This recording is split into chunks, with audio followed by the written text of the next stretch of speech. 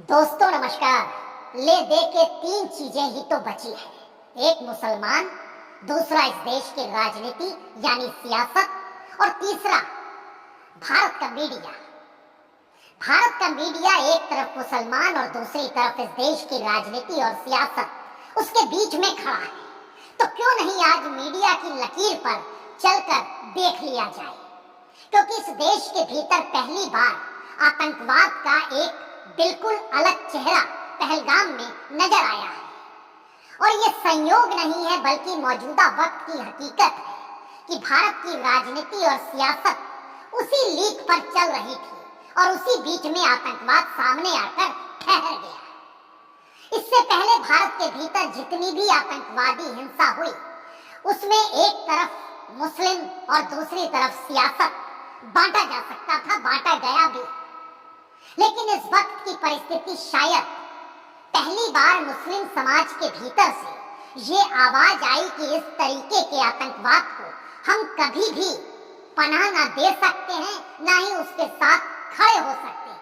और शायद इसीलिए वो दिल्ली का जामा मस्जिद हो या देश भर के भीतर मुसलमानों की मौजूदगी हो, तमाम जगहों पर विरोध खुलकर हुआ। इस तरीके की हिंसा बर्दाश्त नहीं की जा सकती है।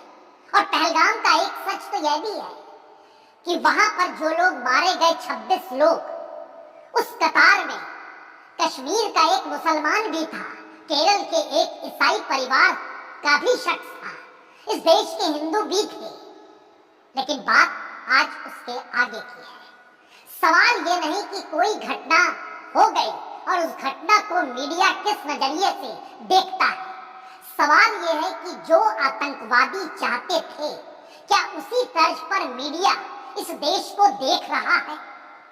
क्योंकि अगर पहचान पूछकर, धर्म पूछकर मारा गया, तो क्या इस देश के भीतर मीडिया की भूमिका भी अब उसी पहचान के आसरे इस देश की खबरों को दिखाने और बताने की होगी जो खास तौर से आतंकवाद से जुड़े हुए हों या उसके इर्द गिर्द का ताना बाना बुनते हो? क्योंकि आतंकवादियों ने एक भूमिका इस देश को बांटने को लेकर निभाई और जबरदस्त तरीके से प्रहार किया। और ये सवाल बड़ा हो गया, उग्र हो जाए, तब मीडिया के सवाल और संविधान के दायरे तले सुप्रीम कोर्ट की भूमिका बड़ी मायने रखती है। मनाइए कि कहीं ना कहीं वो नींद से जागे रहे या जाग जाएं। अन्यथा ऐसी घटनाएं भी इस देश को कहीं ज्यादा और बोझिल और कुंद ना कर दे और भारत एक निद्रा में समाता हुआ देश दिखाई ना देने लगे, सिवाय इसके कि बीच बीच में सत्ता की हुंकार आपको सुनाई दे जाए और वह हुंकार मीडिया के भोंपू तले गूंजती हुई दिखाई दे और कुछ भी ना बचे। ऐसा मत होने दीजिए। बहुत बहुत शुक्रिया, बहुत बहुत शुक्रिया।